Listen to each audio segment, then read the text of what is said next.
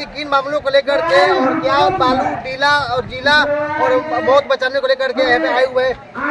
Channel में आपका बहुत बहुत धन्यवाद। क्या मामला है और इन महिलाओं के साथ इन गरीब लोगों के साथ क्या पता चला? अरे लाखों का फसल बर्बाद कर दिया गया कोई फसल का देख रेख करने वाला नहीं है। सरकार कह रहे कि डीले पर खेती करिएगा तो फसल को उजाड़ दिए जाइएगा, और पहले वही सरकार रसीद काटती थी। रसीद का हम लोगों के पास प्रतिलिपि भी है। तो खेती का जब रसीद कटता था सोन के डीले का, तो अवैध कैसे हो गया?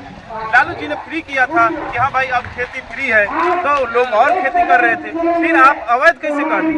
हमारा रसीद देखिए और हमें रहने दीजिए, हमारे खेती करने दीजिए। आज वो जेसीबी सब परवल कबार दिया, जितना साग सब्जी रोपल था सब कबार दिया।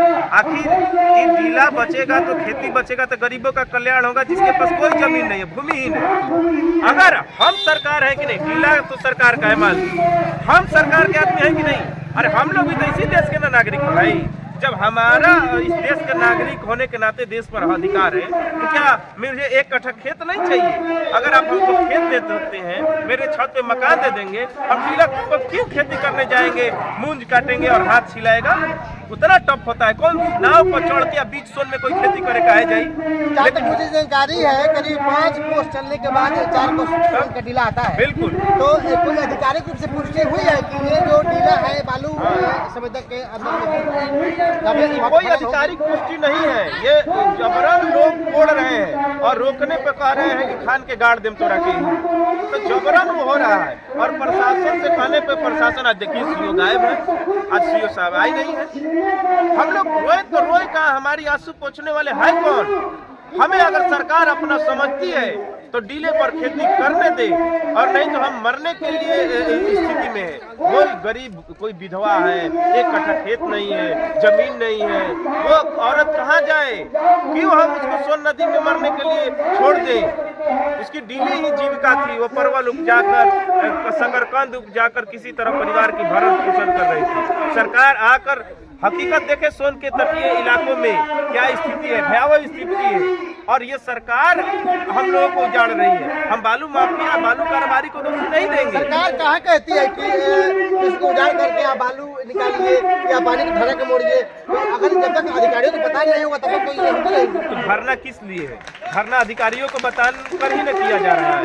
धरना जिला को, डीएम को लेटर दिया गया, खनन पदाधिकारी को लेटर दिया गया, सीओ को लेटर दिया, हम लोग थाना को लेटर दिए। क्या बात करें, सबका रिसीविंग है सर। सीओ तो है ही नहीं है।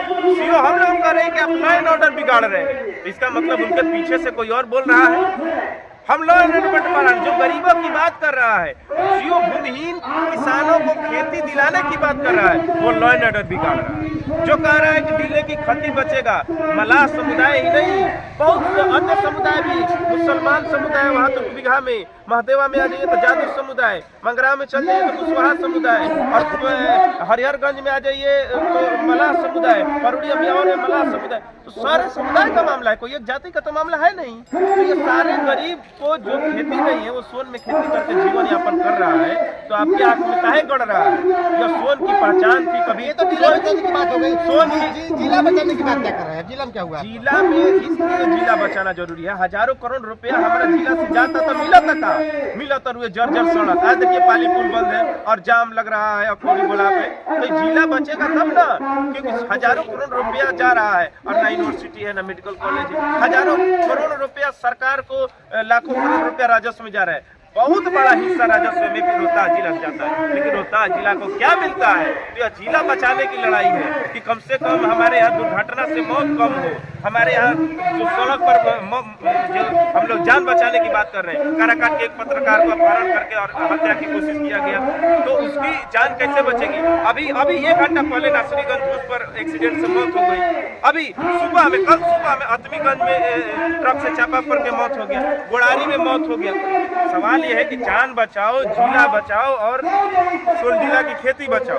यह बहुत जरूरी मामला है। सरकार आकर देखे, हजारों ट्रैक्टर इसी रास्ते पर चल रही है। है, पैदल उसी रास्ते पे हम भी चल रहे हैं, मोटरसाइकिल उसी रास्ते पे चल रही है और पूरा का पूरा रोड बालू से भरा हुआ है। एक्सीडेंट होगा कि नहीं होगा? पैदल स्कूल जाने वाले बच्चे रो रहे हैं। मांगे जायज है आपकी, लेकिन जहाँ तक मुझे पता है कई अधिकारियों को ये भी नहीं पता है कि आपके जिले में खनन कितने जगह हो रही है, कि एक खनन से एक बालू घाट में इतने रास्ते क्यों बनाए गए हैं, कितना परिसीमन है। जब अधिकारियों को नहीं पता है तो आप सोन कब वैसे नदी से मछली मारने निकालिए, ऐसा कैसे आप ले पाएंगे यहाँ पर? सोन की पहचान मछली से, शकरकंद से और सब्जी से हुआ करता। आज सोन की पहचान सोनल राइफल से, थार से, जगुआर से हो रहा है।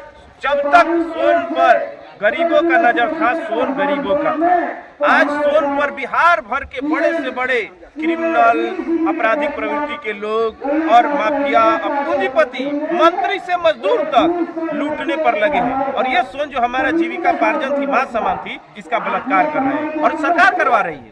हम तो सरकार को दोषी देंगे ना। ये नालंदा रहता तो आज रोहतास जिला को जो बात कर रहे हैं, ये नालंदा जिला रहता तो नीतीश कुमार यहाँ का पर्यटन स्थल बेहतर कर देते यहीं के बालू के पैसा से। लेकिन यह नालंदा जिला नहीं है तो नीतीश कुमार को इस पर ध्यान नहीं है। तो सोन नदी का पैसा नालंदा में जाकर बेहतर होगा, रोहतास जिला का भी बेहतरी होगा। आप शायद आपने ठीक तरह से हमारे सवालों को सुना नहीं। हमारा सवाल था कई अधिकारियों को नहीं पता है कि कितने बालू घाट चल रहे हैं, कितना परिसीमन है, कितना इसी है, कितना खनन करना है। ऐसे में आप न्याय की उम्मीद कैसे कर सकते हैं? कहाँ जाइएगा आप?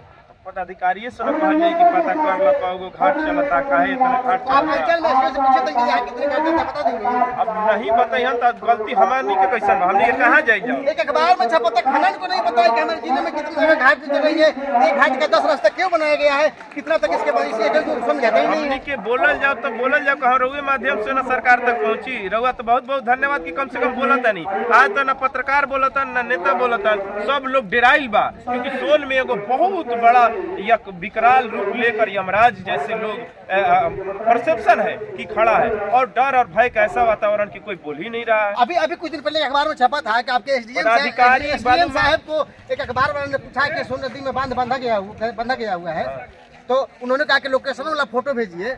तो क्या पत्रकार जाएगा सोन में जांच करने या अधिकारी जाएंगे?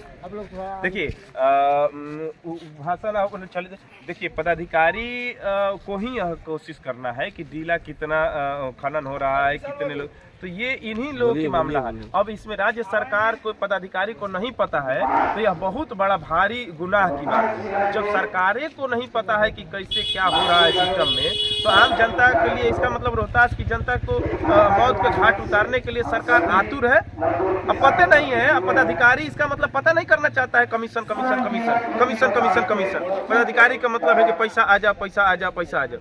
भैया ऐसे नहीं चली, पता करे के पड़ी। और हमने की बैठल बन यही से कि अभी शुरुआत हो, बात बार बार कहते नहीं, शुरुआत हो, जान रही चाहे जाई। जब तक हम समाज में सड़क पर रहने वाले लड़ने वाले लोग रहेंगे, रोहतास जिला के साथ नाइंसाफी नहीं होने देंगे और सरकार को इसका जवाब देना होगा और चरणबद्ध आंदोलन होगा। किसान कुशवाहा, जिला अध्यक्ष जन अधिकार पार्टी द्वारा। बात करने के बहुत बहुत धन्यवाद। सच्चाई है कि बालू खनन को लेकर के, परिवहन को लेकर के आज तक सरकार ने अपना रुख नहीं जारी किया। मैं बता दूं बड़ौनी से बदला में आज भी सड़कों पर बालू गिरे हुए हैं, जबकि बालू घाट के अंदर सबके पास धर्म कट्टा है और कट्टा वजन करके ही मुख्य सड़क पर बालू को निकालना है। अगर मुख्य सड़क पर बालू घाट के पर तोल करके वजन करके निकालना है तो आखिर सड़कों के किनारे बालू क्यों गिर देती है? जवाबदेही किसी की नहीं है। बालू का परिवहन ढक करके करना है, लेकिन आज भी सड़कों पर सरपट दौड़ रही है खुली गाड़ियाँ, क्यों?